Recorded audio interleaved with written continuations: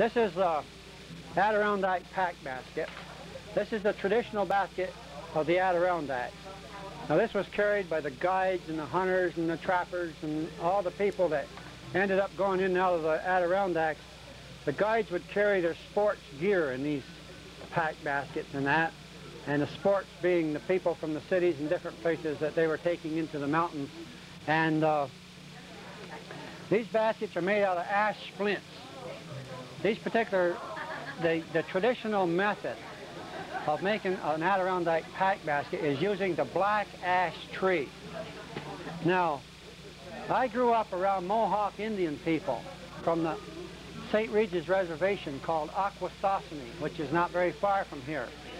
And a lot of these people would come to our place up above South Colton, up in the foothills of the Adirondacks, and make baskets there because we had ash swamps there where they could get the ash logs. And so a lot of these guys were loggers working in the logging camps, worked with my father in the logging camps. And so they would come to our place in the summertime when they weren't working in the logging camps because the flies would get bad and the mud was bad, you know, and everything. And so the people on our road would come out and work on their small farms. But these people made baskets in the summer. So they'd come to our place and make baskets all summer long. And from the time I was 3 years old, right, I grew old enough to know anything. Before that, too, I knew nothing about it, though. And these people would make baskets. And so you're a small kid following them around and just something that you see somebody doing. And I've gone to a lot of, I do a lot of museums and I do a lot of things. I've been around quite a lot with this basket thing the last few years and did a lot of studying on it. And as near as we can figure out, the ash splint method came here when the English came. The Indian people had already invented the pack basket. And the pack baskets in the old days were made out of birch bark. And somehow the two things got together and they started using the ash splints for weaving pack baskets and the different kinds of baskets instead of making so many birch bark baskets. They still made some, you know, but not like before. And so the best I can come up with from any of the museums or anything in the back literature and things, there's drawings that I've seen where the Indian people would take their stone axes and hack into the tree and take a club and beat the thing up as high as they could reach and then haggle it off at the top with a stone axe and take those splints out that way because they didn't really have a method of cutting down the tree, and that's how far back it goes. And so beyond that, who knows, you know. These things that I tell you came out of books, so we don't know exactly what it was. But anyway, if you take a head axe like this, you've got to be very accurate if you use a head axe, or you can use a wooden mallet. Sal, would you hand me that mallet, please, right there? Big one. Or you can use a wooden club like this, and you pound on that head, on the log. There's a log right down here, and you can see where some of the early rings are taken off that log. You beat on that log with a head axe or with a club or something heavy, and the yearly rings will lift up and separate. In between each yearly ring is the old cambium layer, and it's rough. It's very rough, and it's got little air pockets in between it. Everything breaks apart at its weakest point, and so naturally that's the weakest spot there, and it'll just come apart in between there. And determining the width that you're going to get determines how big your axe is. And if you notice, that's the size of the axe. That's why that is as wide as it is, because you keep overlapping all the way down the length of the log, and those yearly rings will lift up and separate. Now, to make the basket, you use various tools. This particular tool here is just a door hinge, a half a door hinge that lays on an angle in that box. You put that ash splint in there, and that acts as a vise, and that'll hold that while you scrape it or clean it up. This is an ordinary pelt scraper that you'd use to flesh a muskrat skin or a beaver skin with, trapper's tool. You sharpen it up good, and it'll scrape the wane off that wood.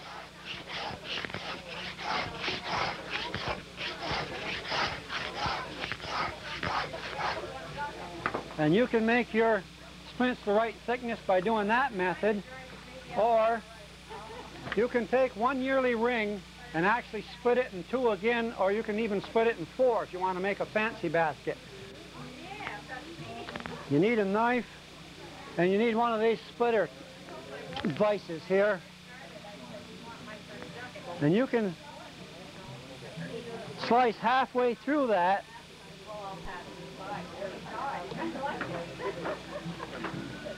and get started on it. You got to hold your mouth just about right to do this, and that thing will get going. And what you're doing here is trying to stay in the center. If you pull too much on one side, it'll start to run. And so you got to pull on the opposite piece to get it back again. When you're doing it, you don't really notice that that's what you're doing. But that's actually what you're doing. If your wood is wet enough, you can just kind of do it right in the vise, like that.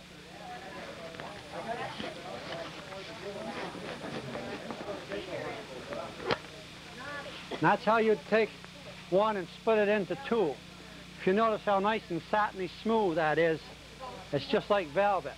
So you'd put that on the outside part of your basket. I don't take the roughness off the inside of the pack basket because I feel that it adds life to the basket. And I think that's important that it's in there. But you want the outside to look pretty fancy, so you either smooth it or scrape it.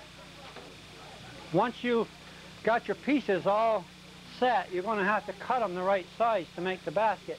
First thing you do is do the standards for the basket, or the up and down part and the bottom.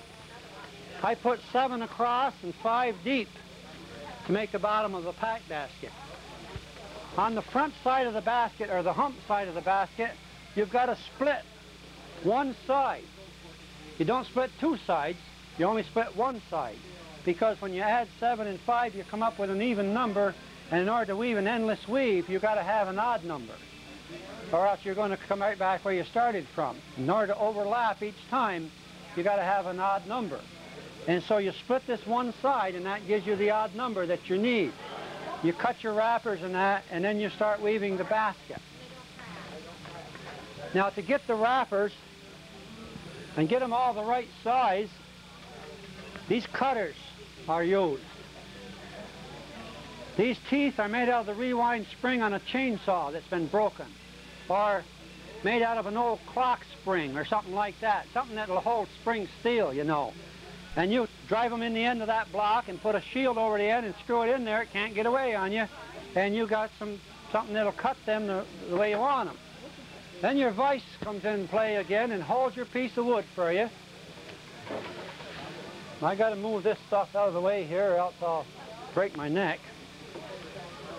And you hook in from underneath with that, and that's how you'd make the wrappers for your pack basket, you see.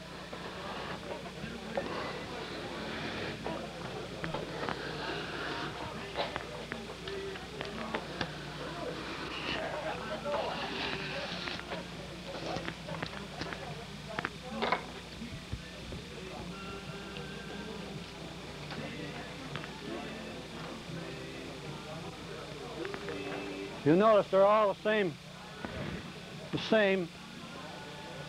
So you're going to go through about 10 of them, and you got yourself enough wrappers for the basket.